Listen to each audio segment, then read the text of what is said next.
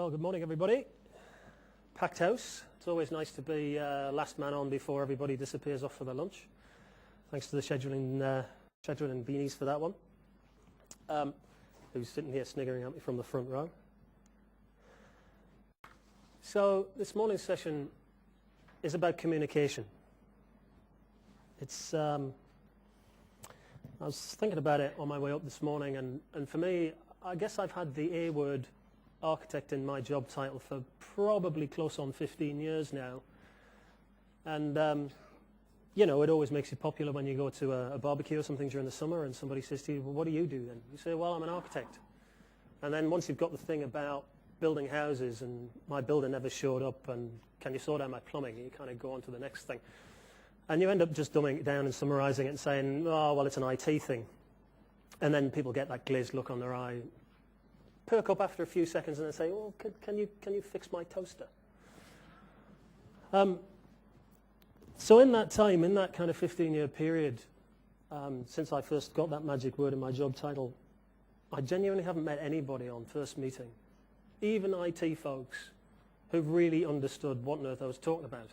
Now, people who've met me before, and there are some in the audience today, will probably say, well, that's normal because that's just about me. However, it does appear to be a bit of a common theme. Certainly one of my communication goals, and that's, as I said, what this session is all about,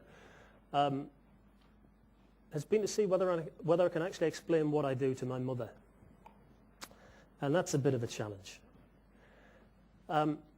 It's no disrespect to, if we've got any chief executives in the room at the moment, to equate the way in which a chief executive deals with information to the same way as the way my mother deals with information, which is if she doesn't feel it's important to her, it's gone. It's not there. It doesn't exist. You might as well not be on the planet. And my experience of chief executives, and those are the guys who clearly pay your wages, is that they deal with things in exactly the same way. If it's of interest to them, you've got the layers of focus, and if it's not, you might as well be down here somewhere. So you've got the age-old scenario here. You've just come out of your appointment interview where they told you you're going to be an architect. You're probably not quite sure what that means, but you do know it means a pay rise, because that's fairly typical. So you might have an interesting situation here where you're stuck in the lift and there's the CEO and he looks at you and he says, well, you work for me, do you? Kind of look at him, turns out you do, and he asks you what you do. There's no right answer to this. There's nothing that's going to get you out of a situation that's going to be uncomfortable, because if he knows what it is that you do, he knows you're expensive and he expects you to know what you're talking about. And if you can't communicate with him about what it is that you do in that short space of time, he thinks he's got somebody working in his organization who doesn't know what he does. So you could be a bit stuck. So I came up with a few options. You could do that. You could do that thing. I've done that before. It doesn't really work. You kind of pretend you're deaf, something in your ear. Maybe he's talking to somebody else, not looking around. You don't want to catch his eye. You're not realizing there's only you and him in the lift. He can see your name badge. It's going to be trouble. This might be the answer that you're looking for. I've never managed it. This one's my favorite. I've never tried it, but if anybody's prepared to stand up and say that they have and it worked, there'll be a special prize. So we've got a challenge as architects, really, because we're misunderstood. We're not terribly well loved. And our temptation naturally can quite often be to think that maybe that's somebody else's problem. Well, I'm saying it's not. It's about communication, and it's our responsibility as architects. So we confuse people. Some architects talk to business people a lot of the time, but they don't get it either. Can't quite see the value. Ask you a question about what it is that you're bringing to their business and how do you know about their business. Part of the root of that is there's so many different types of architect. The job title and the word architect gets appended to all sorts of things. I've just put a few down here. You'll recognize some of them. They're not in any particular order, but there's all sorts of things. You can be down in the software space doing some fairly detailed work, or you can be up here waving your arms in the air like I am, talking about enterprise architecture, and every point in between. I have to say my job title is particularly confusing to people because my job title says enterprise architect, and quite a lot of people don't even know what the word enterprise means, so it's kind of a double whammy. One of the big challenges that we have also is not that just that we confuse our mothers, our business partners, but we also polarize the IT team. There's nothing like an architect to irritate the IT folks who think that they do work and architects don't. And to be fair, because it's largely a different modality of work, being an architect involves talking about work more than doing work normally. And certainly, particularly if you come out of the developer route into being an architect, or in the IT operations space where maybe you've run server farms and all those kinds of things. Those are some of the hardest audiences to have a communication with about the kind of value that an architect is going to bring to you. Frankly, my experience is, unless you learn to communicate with those guys in the IT team, you're going to be on a hiding to nothing because they're just going to get on and do the things the way they know it runs, make things work properly, code stuff up, look, customer got what they wanted, business doesn't know any better, it all works, we're all fine. Well, therein lies the challenge. We've got a double whammy of people who don't quite believe us. So you start to wonder whether the pay rise was worth it after a while. So I've drawn up a quick model there. I always fall back on a bit of a model from time to time. I always look out when I put something up like this on screen and look at people frowning at it. And I fall back to that statement, I can't remember who made it, who said, all models are wrong and some are useful. And for me, this is really to try and illustrate a couple of things. One of the challenges actually isn't just about talking to other people, it's about talking to ourselves. Because we are so diverse as a group of architects, we do so many different things, that we've got to have a pretty good understanding of how to talk to each other, and that is a challenge I see. I would say I've operated in pretty much every part of that architecture space at one time or another, and understanding and figuring out these architecture domains, their scope, the boundaries between them, the kind of activities that you engage in, and the things that you produce. Again, it's something that's not necessarily well understood. Some of them cut across all sorts of areas. The information architecture space can mean all sorts of different things to all sorts of different people.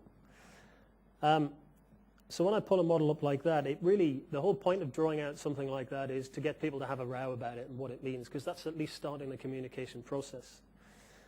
And if you find yourself in an architecture team, working with an architecture team, or even a business person who's thinking, well, what is that all about?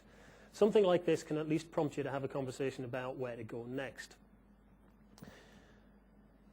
If you don't understand who you're responsible to, which things you're going to produce, when and why, you might be in trouble.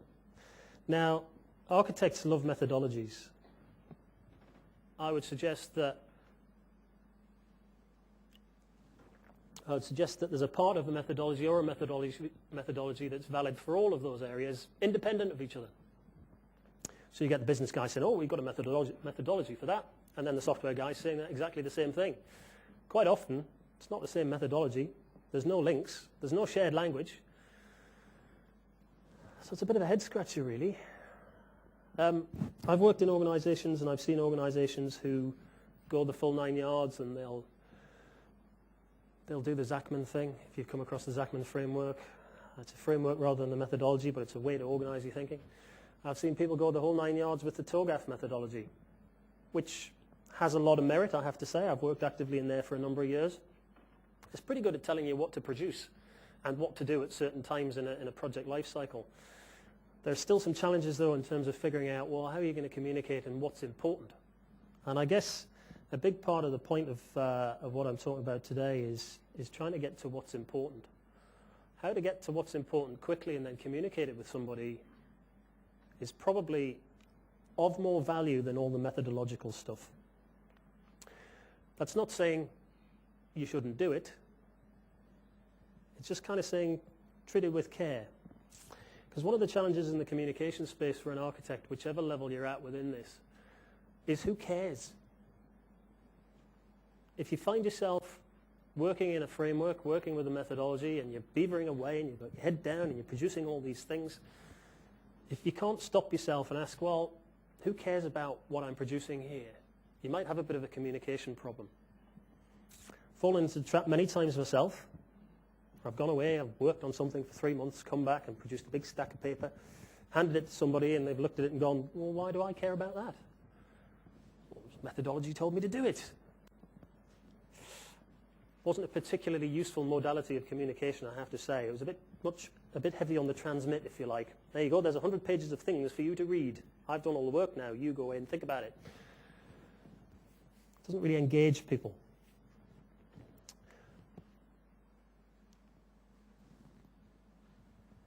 So on that diagram just before, when I was sitting thinking, pulling this together, just trying to give a high-level view of the kind of relationships that those different people need with each other and some others. Super high level.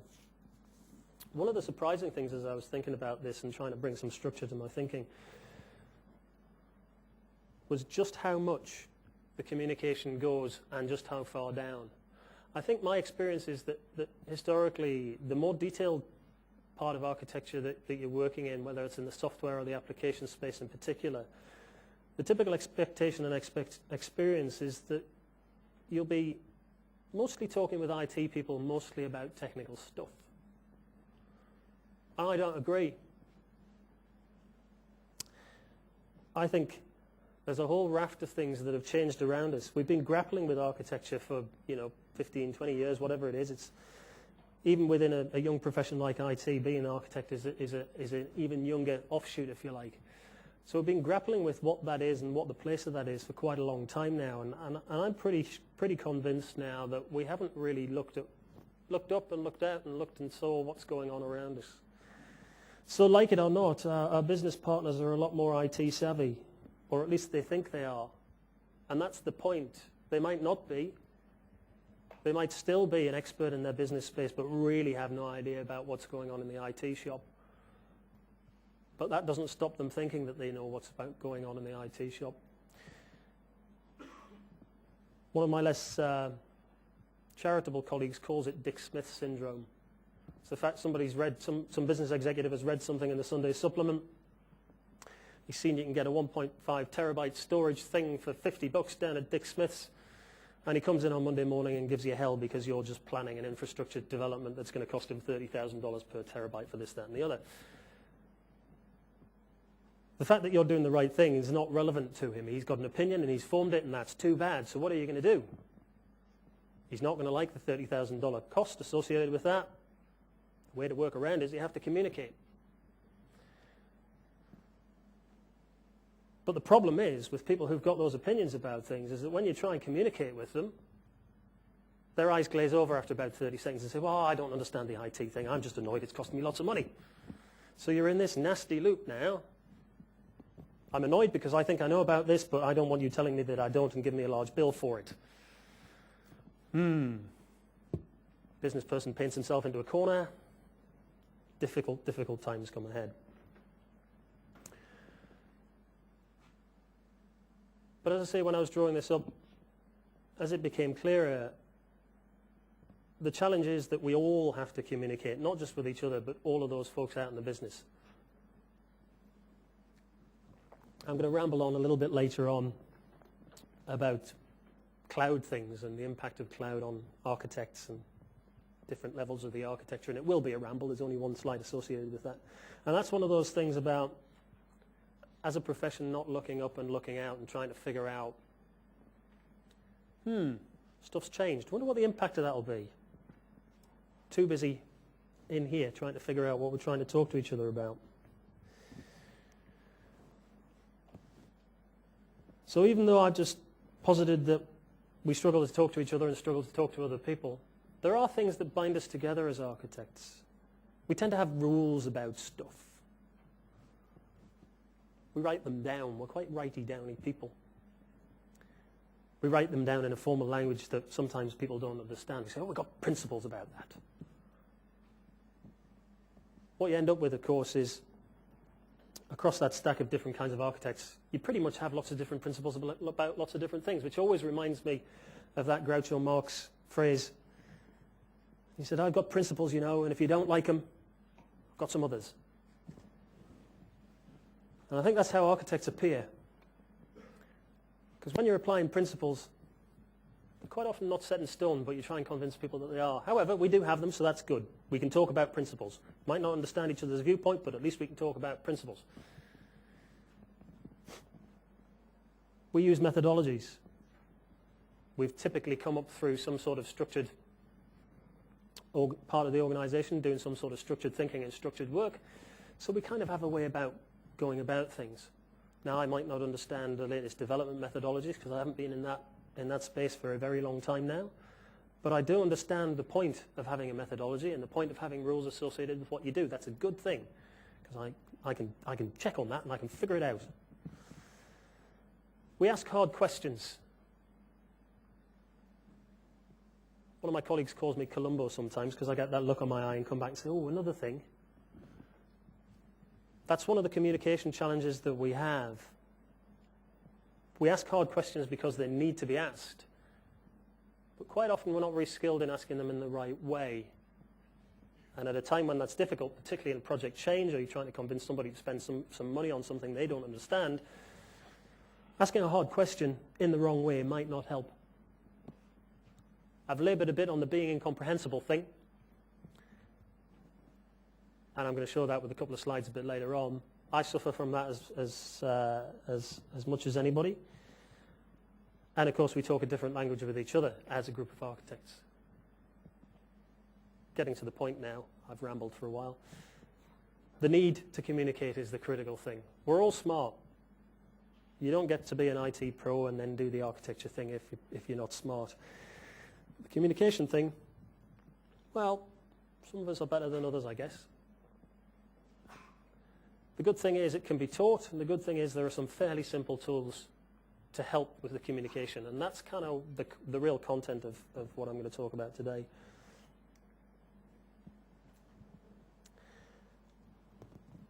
I use this little checklist here to figure out whether I've been doing the right thing. If you're going to be an architect, you've got to have at least some of these, or at least aware that maybe you don't have some of them in the measure that you would like. Because we're from smart technical backgrounds, most of the people in this room have degrees, they've been doing things for donkey's years. Your opinion's usually valid, it's usually correct. You usually got the right answer. That encourages you to blurb at people saying, well, clearly the answer is this. Why not do that? There you go, fix your problem, go away, sort that out. Quite often that means you haven't been listening to the point that somebody was making. Often the reason for that is that you can't see their viewpoint because you've gone straight into solution mode, there's the answer, it's all good. People's different viewpoints, as I said before, will be about understanding, it'll be about their business perspective within the architecture space, it'll be about the work that they have to do. Business architect comes and waves his arms in the air, he's told the business people, well, you know, we need one of these, high level, the company needs to be able to do this thing. Shouldn't be too big, shouldn't be a problem. Your software architects are having conniptions down here. Have you any idea what the current state systems look like? Oh my God, it's the hardest thing in the world. I know it seems simple. You've got to be able to listen to stuff.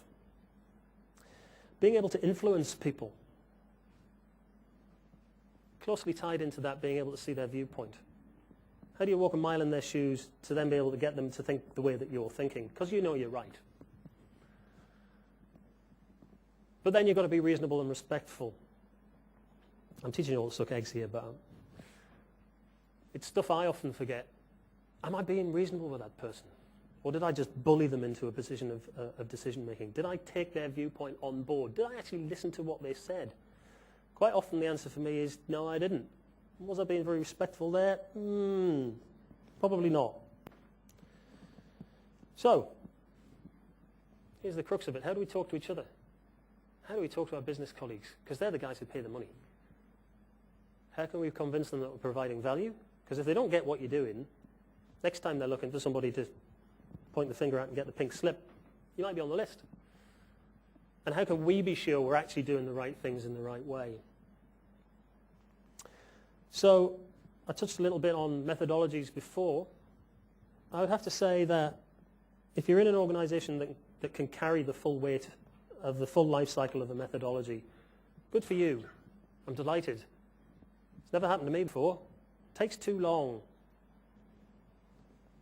I had a friend of mine work out that if he was going to run through a whole cycle of the ADM within the TOGAF methodology for his organization, a large bank somewhere, it was a minimum of 20 people's work for 18 months. He has to figure out how to launch a new bond product in less than 6 weeks. They don't have an IT system. He's not going to be able to go away and work through all of that stuff because I think he might have missed the boat a little bit. So the good thing about methodologies, I suppose, is that you can pick and choose and you can use the bits that make sense to you. And benefit of experience from me and working in all sorts of places, I guess, is that the most useful thing for solving the communication problem and giving us a way to hang this stuff together without getting too heavy, it's a pretty simple tool, actually. And this is where I go incomprehensible. It's using the concept of business capabilities. It's talking about what the business wants to achieve, what it can do, and how those things relate to each other. So capabilities are really talking about the what of the organization. We break them down into sensible, bite-sized chunks. And that those capabilities are related to what it is that the organization is trying to do. How they relate to each other, how you change them, how you augment them, how you get rid of them, are really the key to how you manage an organization through its life cycle. The capabilities themselves, you can model in all sorts of ways, and I'm going to talk about modeling in a minute. But certainly my experience is there's really 5 key characteristics that a business capability will have that defines the what's in the what. And it's the different levels of the what's in the what that makes a capability good, bad, indifferent, and related to what it is that you want to achieve. Some of these things are easier to manage than others. You've got people in there, which is a hairy challenge for an architect to deal with quite often. Process, which has its ups and downs. Quite often they're undocumented, people don't quite understand them. You've got technology, which is mostly what we're all about. There's information moving. That can be a bit nefarious too. And then, because I see this quite a lot in the government sector, there's policy, there's legislation that goes on, there's internal practice that kind of enforces why we behave in the way that we do. But those are some of the characteristics that you can use to represent a business capability. There are very many more. These things aren't set in stone. One of the challenges is that you've got to agree on how you're going to represent things and then pretty much stick with it. For your business and the business that you go back to, I think that's probably a good piece of advice, is that if you decide to start working with business capabilities in a similar sort of way that I'm going to describe, get over some of the semantic issues. Just define things, give them a name, stick with it, work it through. If your business colleagues don't like them, change them to what they say. You don't care. Write them down and work with it. This is a super high-level business architecture view. This is drawn from Microsoft's viewpoint of how business capabilities work. It's part of our methodology, probably the most useful part, certainly for me, of the Microsoft Business Architecture Framework. This is level -14, where we basically posit that in this lovely blue diagram here, everything within it, you can pretty much say any organization that you're working for anywhere in the world will have most parts of this at play. You've got some customers, you've got some suppliers, you've got some people with money. You do things, you develop a product or a service, you have some people go out and do the marketing thing and say, oh, you want one of these? Never heard of it, but you want one. You've got the people in square 3 or whatever that shape is there who actually do the work. And then you've got the management, the folk there who sit there and think things. And around it, you've got a whole bunch of infrastructure and people who move things in and out and people who talk about the marketing and do channel-related stuff. You can generate these sorts of things quite quickly to the next level, which I'm just going to give an example of shortly. And as an architecture team, starting at this kind of space, getting all your architects into the room, asking a fundamental question about What is it our business does and how do we break it down? Using a tool like this can get you there quite quickly to maybe 80% of the way that you need to be. Last time I did this for a financial services organization, for a life and pensions company, end-to-end to a level that it was useful, probably took us about 5 weeks. And that was a one-time deal to then build on and build on and build on and flesh out and flesh out and flesh out. And it gave us a framework that we could talk with our business customers about. So the business folk understand this. Yeah, we know we've got customers. Mm-hmm. Oh yeah, but that infrastructure thing, what do you mean by that? Oh yeah, there's IT in there, and oh, okay. So there's language here that makes sense to the business people. The great thing about this is you can quite easily, techie people love to decompose stuff, divide and conquer, make it smaller. I can understand that, smaller chunks, fantastic. So you can start to decompose these things. You can talk about core capabilities within your organization, which have more weight than others perhaps. If you are actually a logistics organization, which things are more important in here than if you were a life and pensions insurance provider or a commercial trading bank or a government department? These things grow, get bigger, get smaller in level of importance depending on who you are, but they're pretty consistent, they're pretty stable.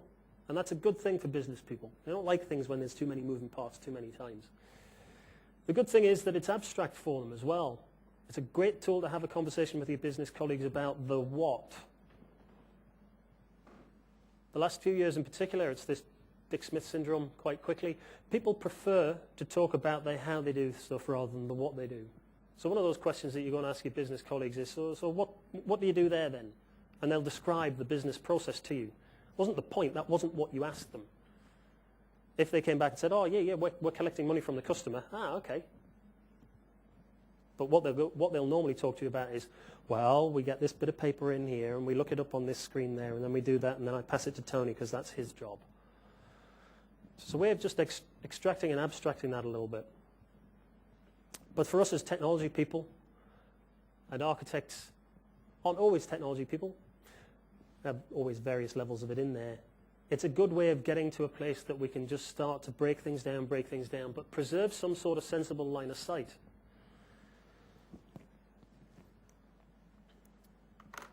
So we start to model these things out.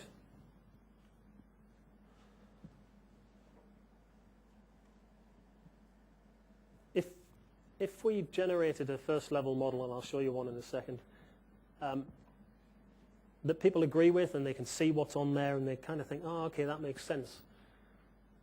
You can start to apply it backwards up to your organization's strategy, which is what your business architects will typically do.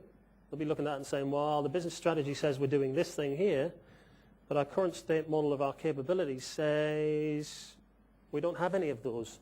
Looks like we've got an investment problem. Or have we got a question about our organizational strategy given the current financial position of the organization? Don't know the answer to that, but it's a good place to ask questions in a pretty objective kind of way. If you get it right, it allows you to get into a sensible conversation about what work needs to be prioritized, and that can be at really low level. It can help you as an IT guy when you're trying to get some investment in your development environment or your infrastructure. You need to get rid of this tin that's been in there since the land that time forgot. How do you get that prioritized over a business change conversation if you can't have a conversation about where does it fit into the scheme of things? What is it for the business that's being supported here? Why does that provide value to you? Why should I spend $1 million just swapping some boxes in and out? It's a pretty good question that the CFO will often ask you.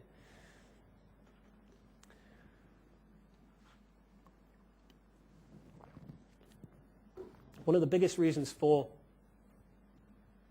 project and change failure within an organization is nothing to do with the technology, and I'm happy to stand by that. I'm sure everybody in the room would cheer and say, yep, because we all know what we're doing, and broadly it's true. Most technology-enabled projects that I've seen fail, which is most of them over the last 10 years, haven't been anything to do with the technology at all. It's been to do with the business readiness for change, and that's to do with the people and the process.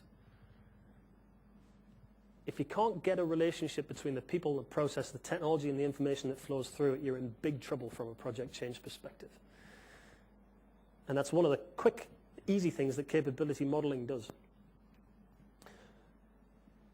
I'm sure just a couple of you are looking at the spelling mistake on this slide. Writing this slide revealed a feature within PowerPoint. At the top level, it wouldn't let me spell modeling with one L, which is how it's spelled. Pointed that out as a spelling mistake. At the next level, it wouldn't let me spell it with two L's for consistency. Brought it up as a spelling mistake. So I'll go back to the product group. Don't know what's going on there.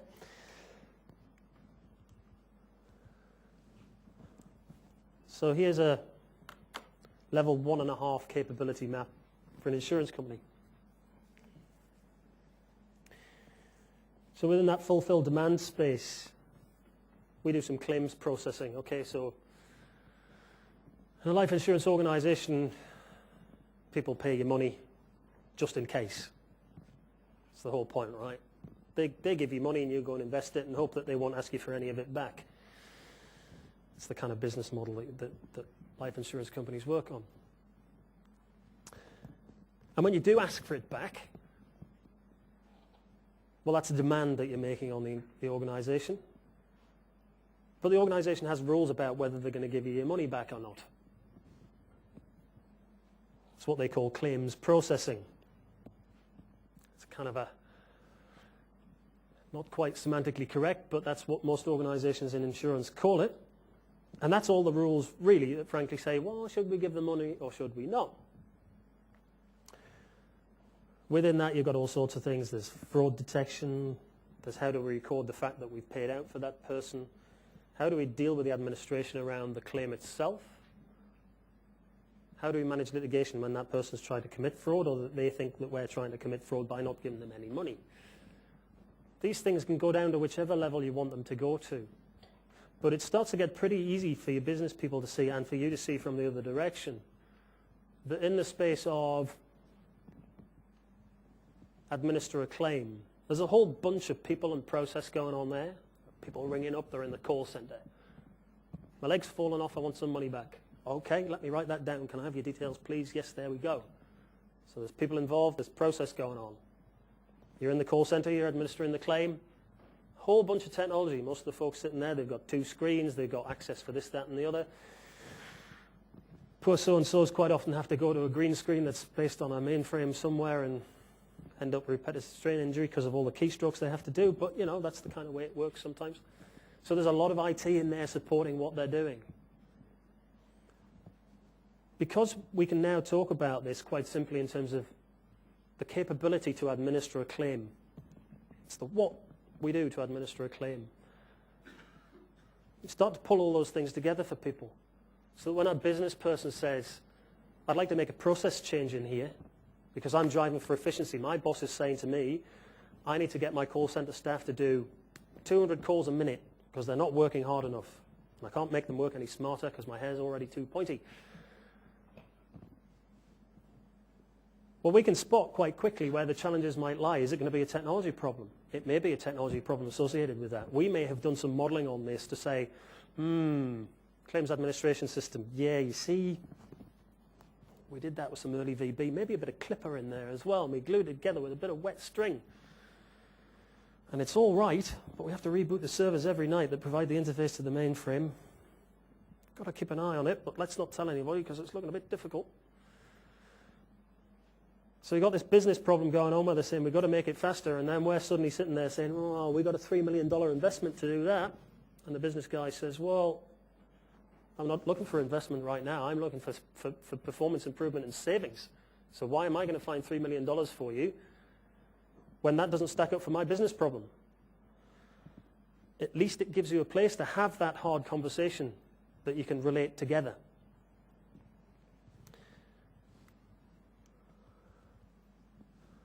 You can do all sorts of stuff with the capabilities. Again, this is a joint architecture and business conversation. Decide on the metrics. Decide how you want to measure this thing. No hard and fast rules apply to your business. It's fine. Just agree what they are, stick with them, work them through, add to them or take away from them as you need to. Total cost of ownership is something that really should bother architects probably more than it does. I've never come across an organization yet that really has a properly worked out total cost of ownership model for its capabilities. Even for its IT, frankly. That's a bit of a challenge. But at least if you can agree on a model that everybody works to and applies to all of the capabilities consistently, you've got at least some normative way of measuring some of this stuff. Is there a service level or a set of business service levels and technology service levels associated with that capability? What does it look like now? What level of maturity is that? How do we want it to be? How should it perform? Is it performing the way we want it to perform right now? What's that associated to? Is it the people? Is it the process? Or is it the technology? Do we have a capability that's doing something that isn't compliant? I see this a lot. It's quite an interesting bit of architecture value that's not very well liked when you're first telling the story, but when you reveal things that the organization is doing and the way that they're doing it, which breaks the law that they operate under, that can be a tricky conversation about I'm only the messenger, don't shoot me. However, at least you can have the conversation in a structured way.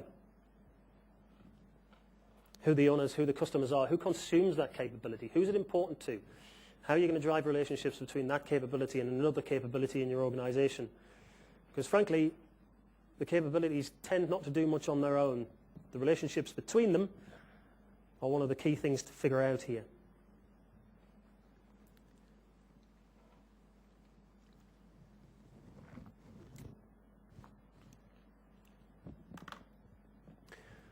So you can start to decompose this stuff. You can start to get into much more detail. You can start to bring the different architecture methodologies into play here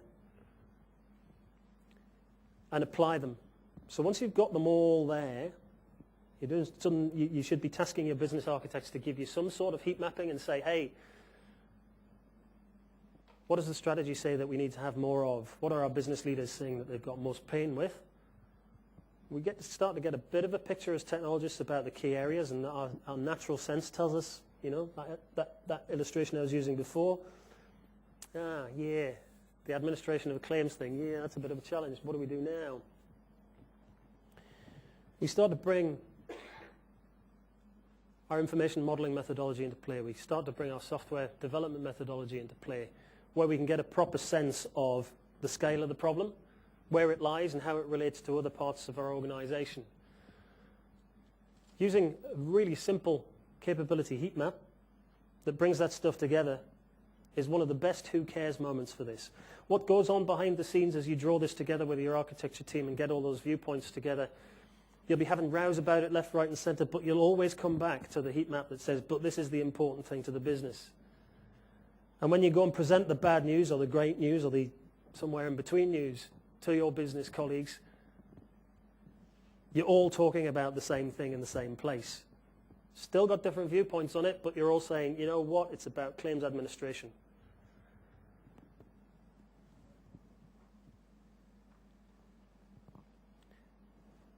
Surfacing all of your detailed work up into this isn't an easy task, and I wasn't going to attempt in less than an hour to show you how to get into that. But having a heat-mapped capability view of your organization to carry around with you in your back pocket, have it laminated if you like, is one of the best cross-business and cross-architecture communication tools that you can come across. Because you can all point to that right place and say, we're really worried about this thing. Who's got some more detail on that? At which point you pull the more detail out and you start to talk about it.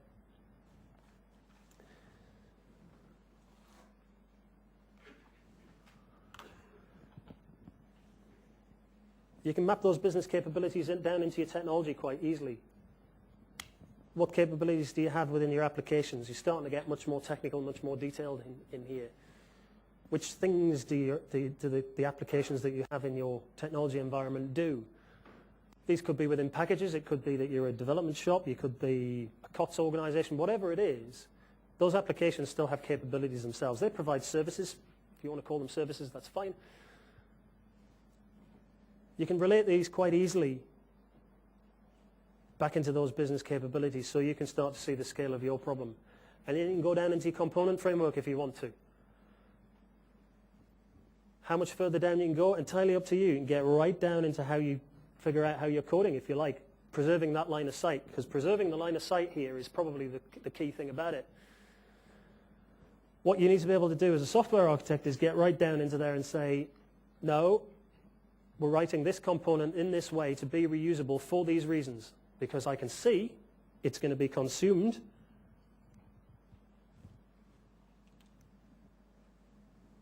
by 1, 2, 3, 4 of those critical capabilities to our business.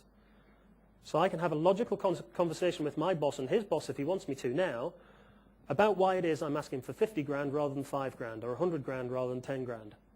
Because I can show him that component I need to write is going to get reused in 5 places. And I might have a chance of him believing me this time.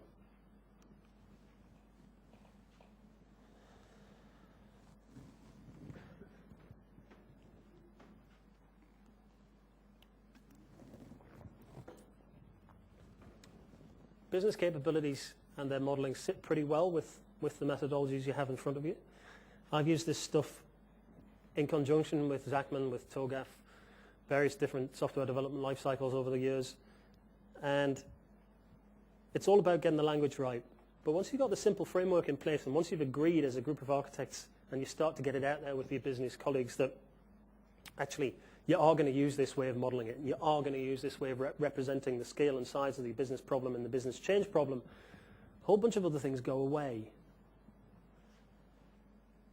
So if I'm not laboring it a bit, I would urge that this is a good place to start if you're trying to figure out how to talk to other people about your problem. I'm going to ramble on for a few minutes now. Let's come into the end of the capability part of this ramble from me. Because I've been thinking about the place of architecture and the place of that communication challenge in the cloud scenarios that we're facing. And this is what I was saying right at the start, is that one of the challenges that we've had as architects about when we've had, heads down, tails up, trying to figure out who we are and what we do and how we go about it and how we produce a convincing result in a repeatable way. The world's been galloping past, and everybody says, whether you believe the hype or not, everybody's saying, well, the cloud thing, ooh, it's going to be a big change. And again, brewing over that over the last 6 to 9 months, I'd have to say as an architect, I would agree. I think it's going to be a really, really significant change to the profession of being an architect and to the way in which architects interact with the business.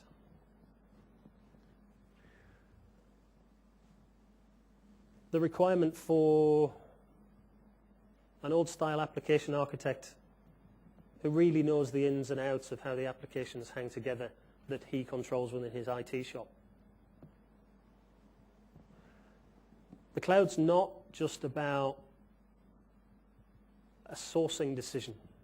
It's not just kind of outsourcing on steroids or something. It's not just saying, oh, well, we'll buy that piece of software as a service and then that's fine. Because it's a bit monolithic, really. You see organizations, and it's usually a business decision that's done it, that said, well, we're going to push our payroll out. We don't want to do payroll ourselves. It's expensive and we don't want to process it ourselves. So we're going to bung that business process over there and somebody else will run that and it's all fine. Because the view is it's self-contained. Experience has shown, of course, that it isn't.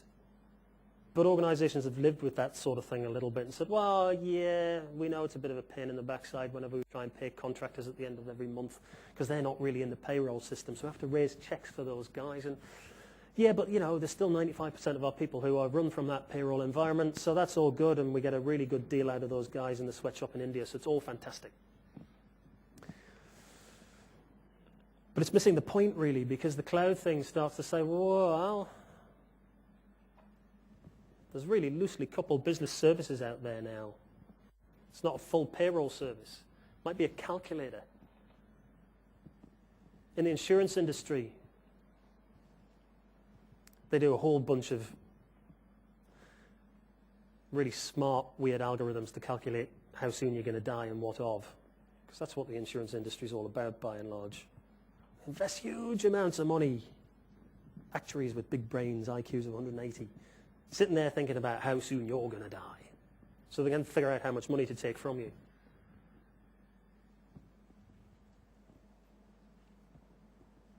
Actuaries in recent years have been really, really close with business architects in the insurance industry because mapping through the actuarial model of how the business is going to perform as to then what the business needs to look like is a key key part of their work.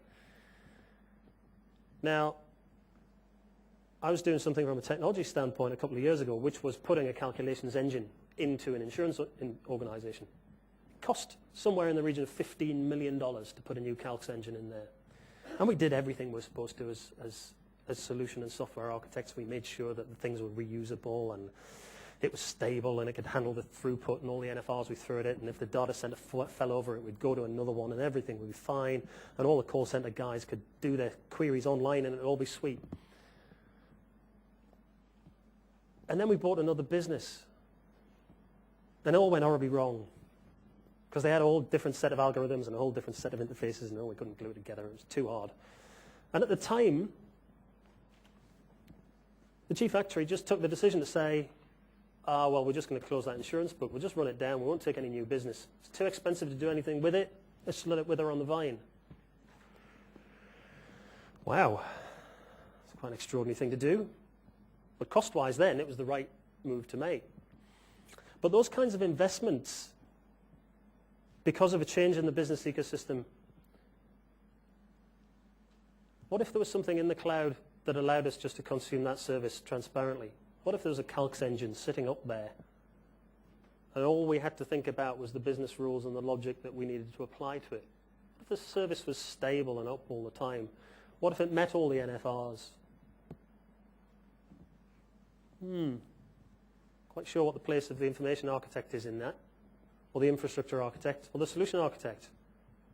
The actuary just goes and thinks about his business problem. That's fine.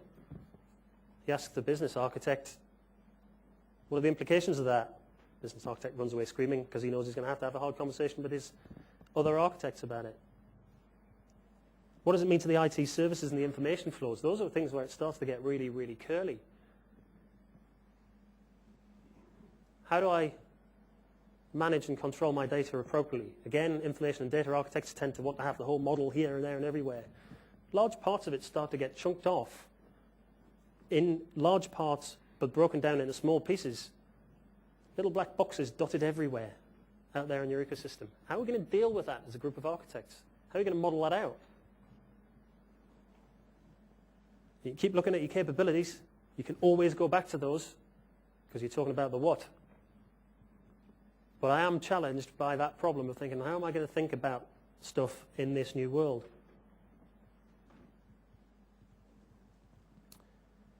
What it will do, I think, is it will bring the architecture community much closer to the business. From a really, really, really low level, I think we'll see quite an interesting change here. We'll see a collapse in the architecture hierarchy, if you will. The infrastructure guys will be not doing what they do. The application guys probably won't be doing that either. They might be thinking more about integration things. What you'll see, I think, is much more the guys coming from the software space coming up and into the business architecture space. And that for those of you in the room who are thinking about being an architect and who are coming from a more formal structured background, I think it's a good time to be an architect. I think if you're coming out of the software space, particularly with this cloud stuff going on, the opportunity for you to influence, change your business for the better, I think, because of the cloud is going to be greater than it's been before. I think that's about all I've got to say. I'm done. Thank you.